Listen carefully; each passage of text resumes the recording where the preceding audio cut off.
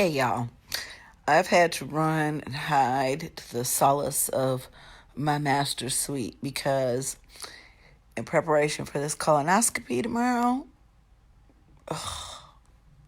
that's all I'm going to say about that. But because of that particular situation, I'm going to keep this short. What I have found is there's been all of this talk about forgiveness, about these people hugging the murderer of their brother in the case of that Amber Geyer chick. And how, hi Mamba Yansa, how I absolutely cannot stand to see somebody hugging a murderer. There's a lot of shit that you can apologize for, and people can choose to forgive you. Okay? But understand that murder is probably right there on that list where I'm not going to forgive you for shit. I was talking to my daughter about the very same thing this morning. My youngest daughter, who has now decided that her diviner name is going to be Raven, which is the name I wanted to give her in the first place. But I listened to stupid people, and I named her Trinity. I was a Christian at the time. That was dumb. Should have named her Raven. Anyways, so if you see me refer to the child as Raven, that's why. So, back to this whole forgiveness bullshit. Okay? Now I'm going to just tell you what type of person I am. And I'm going to give you two examples from my personal life. So, well, three examples. Because I was telling my daughter this morning, I was like, I could never forgive anybody that killed you. And then I talked to her and I said, I would never give them a hug. Definitely, most likely couldn't forgive them. I said, it would have to be some kind of horrible freak accident where they just were not to blame at all for me to extend that type of forgiveness. And it was very interesting that we had that conversation today because very recently I reunited with a really close friend of mine, and we had a falling out over some things, but it really got blown out of proportion, and she apologized, and I accepted her apology. I did in that particular situation. I am prone to acting out of pocket with my friends, and I've had to apologize on more than one occasion for snapping the fuck off because, I keep it real with my friends, and sometimes, I'm not always right. Okay. And that's a really hard thing for someone whose moon is in Taurus to do. Okay? So, then I had another person come in my inbox today. An old friend, not black, who I'd had a discussion with many years ago when I was still willing to try to explain things to them. And it was over her contention that some people don't know that blackface is wrong. Okay. The same person was on campus with me over 30 years ago when my life was threatened for getting a fraternity kicked off the yard for performing a blackface skit at one of their talent shows. My life was threatened constantly. I had to be escorted to and from class. I could not be alone by myself on campus for any reason. Because if you know anything about majority white institutions and the powers of fraternities and sororities, they're the white ones, you could understand that I, as Black Student Union president, I might have been Student Association senator at the time, what power they held on campus. So, yeah, very real threats to my well-being for standing up for my dignity and my... But I have a new Nighthawk router that I'm going to install when I get a minute to breathe. So this person contacted me today with a very lengthy apology. And I was feeling, and some of the reasons why they behaved that way. And I was feeling fairly congenial about it. until I got to one line. And that line said, but I would be lying to myself if I would say that that particular confrontation situation was all me. Now you have to understand that I'd spent, and I read it to my best friend. She's like, God damn, you're a different person now, but damn, you really, really took the time to explain this shit to her in a very civil and educating way.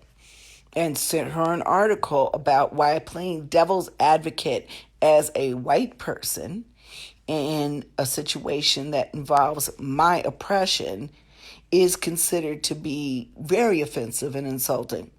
Second, probably only to blackface. And so when I read that and this person was seeking my assistance with something, I said, you have to find somebody else to do that for you. And it really bothered me to do that for somebody that I've known, been close to, seen all of my ups and downs since my undergraduate years, went through grad school together. But, at the same time, it's like I just wrote back to that person and said, you know what? I think you need to refer back to our conversations that ended our friendship in the first place. And then I suggest you find somebody else for what you need. And she was like, well, something about I can understand or something like that. And I said, no, you clearly don't. Because that one sentence about this but our falling out, not being entirely you, shows that you have not understood, you don't get it, and you probably never will. And I understand it's really hard to step outside yourself and look at somebody else's shoes. And trust me, in that particular situation, when we had that particular disagreement, I did. And I was like, is it possible that someone in the United States of America could think that blackface is a harmless costume? And I'm sorry, I've searched deep down in the depths of my poor black soul. And I don't think that there's anybody alive who puts on the Al Jolson wear and then poses as a pimp and a pregnant prostitute in a picture would think that blackface is not offensive. I'm looking at some of these Halloween costumes. I saw some people selling some stuff online, Halloween costumes. And that's one of the reasons why I don't care for a lot of used clothes, because of people's bad fucking energy that can come attached to them. And I saw this costume for an ombre. And it was, my network went down again. Literally a poncho, like in a sombrero. You know what? This is not 1919. This is 2019. And I am not going to do several things in 2019. Number one, accept fake ass apologies. An apology does not include but, or but I think, or but I feel. An apology is, I'm sorry. An apology is not, I am sorry if you felt. An apology is, I'm sorry. I've had so many motherfuckers from my past that I have see, that's the thing, I'm not that one. When I delete you, I delete you. These folks want to run up in your inbox, in your requested messages now, of course, because you're no longer a friend, to berate you about deleting them. And if anybody has known me for any number of years, they would know that I am really fucking good at walking away. I've walked away from people that I have loved tremendously. And it doesn't even mean that I don't love them anymore. Okay? It means that I don't like them. Sometimes I hate them because I think they should know better. And so I'm real content with just walking away. I don't know if you all can hear my stomach rumbling. It's like I have an alien inside of me, and I'm probably going to have to get off of here soon. I will be so glad when this shit literally is over. But needless to say, You can apologize all day long. I don't have to accept it. But I'm really not going to accept your apology if it's not sincere. And, as somebody who it takes a whole fucking lot for me to apologize, unless I'm wrong, then I'll be like, oh, I fucked up, I'm sorry. I have to hold myself to the same standards. When I apologize to somebody, I can't include but or any of that. I can just apologize. And then, depending on my love of said person, I usually, whether people think that's foolish or not, will accept them in some small capacity back into my life. But there are some people that you just have to put a hard stop on, no matter how. I will be so glad when I get my new router installed, because I guess the damn house is too big for the router. But think about that, y'all. Think about the next time you apologize to somebody. If you're really, truly sorry, an apology does not include biting remarks. An apology does not include buts. An apology does not include, I'm sorry that you felt. Okay? It's simply, I'm sorry, and owning the shit that you did. And usually, for most people, except for the hardest of hearts, or the severity of what that person's offense was, they can move on. But see, the thing is, and what most people don't seem to understand about me is, I just move on. I don't spend a lot of time being overly concerned about someone who is either exited from my life or I've had to walk away from. I've got enough people to be concerned about. Y'all don't know. I've got clients, I've got friends, I got family constantly in my inbox for assistance in many things, but primarily spiritual advice. It's hard. And I feel like sometimes I don't do enough for people that reach out to me.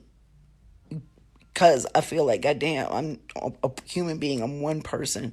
Sometimes I've had people come to the store with some real serious shit. I've given them some suggestions, and then I've never seen them again. And I think about those people. But what I don't allow is mental mind space of thought one way or the other, because you're really over something when you're apathetic to it, when you're indifferent to it. And so that's where I tend to put folks that, for whatever reason, choose not to be part of my life, or I choose that they are no longer part of mine. And initially, that person chose no longer to be part of mine. And today, I kept it that way. Some things are just better left unsaid. Some stones are never meant to be unturned. Some dogs really need to lie the fuck down and sleep. And those are boundaries. And waiting for that network connection. Those are hard stops for me. So, think about that shit the next time you put your foot in your mouth. Because not everybody's willing to come back up off some bullshit. And especially a black woman in 2019 discussing white fragility with somebody who she really thought was down and who really proved not to be. Well, I'm on my way back to the golden throne. I'll see you guys after my procedure tomorrow.